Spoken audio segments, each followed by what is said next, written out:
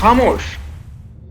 कई फिल्मों में बोला गया ये डायलॉग बिहारी बाबू शत्रुघ्न सिन्हा को स्थायी पहचान दिला गया है, लेकिन जब से वे भारतीय जनता पार्टी छोड़कर कांग्रेस में शामिल हुए हैं, तब से ऐसा लग रहा है कि वे खुद भी पूरी तरह से खामोश हो गए।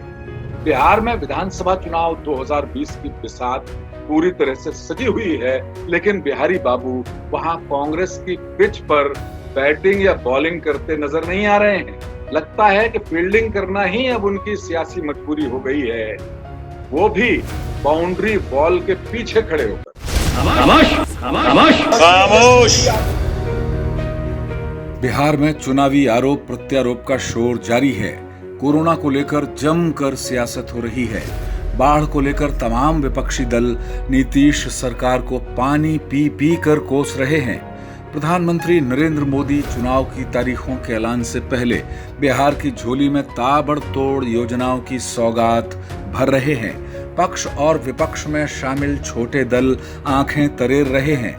वे ज्यादा से ज्यादा सीटें झटकने की हर जुगत में लगे हुए हैं।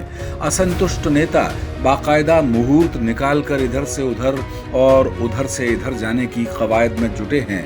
लेकिन 2019 में बिहारी बाबू शत्रु भैया कांग्रेस में क्या गए, वे तो एकदम खामोश ही हो गए हैं। लोकसभा की पटना साहिब सीट से वे कांग्रेस के टिकट पर 2019 का लोकसभा चुनाव हार गए थे।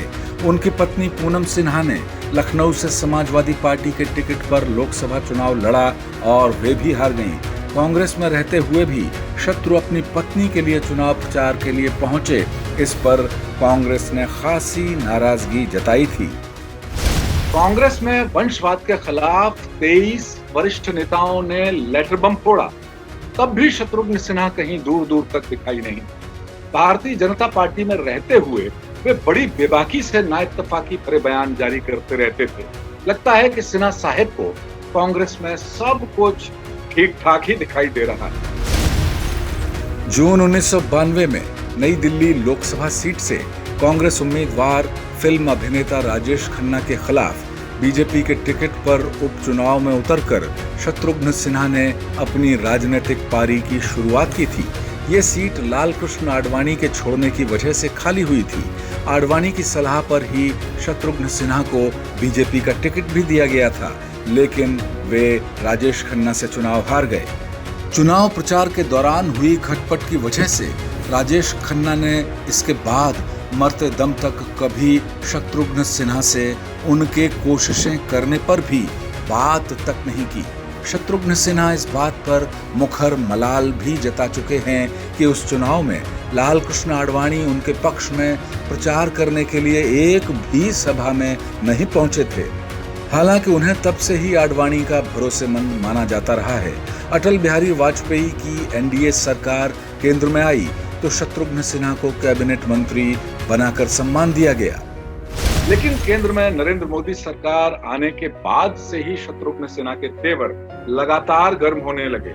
अप्रैल 2019 में कांग्रेस में शामिल होने तक वे मोदी के हर बयान पर पलटवार करते रहे। मीडिया ने उन्हें बीजेपी का अंदरूनी विपक्ष मान लिया और उन्होंने भी मोदी और अमित शाह के बयानों पर पलटवार करने में कोई कोताही नहीं की, कोई कमी नहीं। शत्रुघ्न के कांग्रेस में जाने तक ये सवाल बराबर बना रहा और आज भी बरकरार है कि वे बीजेपी के मौजूदा निजाम से नाराज क्यों थे या अब भी हैं। कहा जाता है कि केंद्र में उन्हें मंत्री नहीं बनाए जाने से वे नाराज होना शुरू हुए।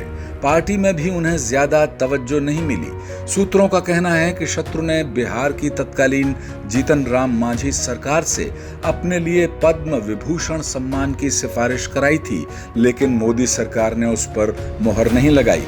इससे भी वे खफा हुए। इसके बाद रूठते जाने का सिलसिला शुरू हो गया। उन्होंने राहुल गांधी के खिलाफ दिए नरेंद्र मोदी के बयानों पर भी पलटवार किया। बीजेपी छोड़ चुके यशवंत सिन्हा के भारत निर्माण मंच पर भी शत्रुघ्न सक्रिय दिखाई दिए, लेकिन बीजेपी ने उन्हें अपनी तरफ से बाहर का रास्ता नहीं दिखाया। आखिर में उन्होंने खुद ही कांग्रेस का दामन थामने का फैसला कर लिया। बीजेपी में रहते हुए असंतुष्ट शत्रुघ्न सिन्हा यशवंत सिन्हा के भारत निर्माण मंच से जुड़े हुए दिखाई देते रहे, पूरी तरह सक्रिय नजर आते रहे।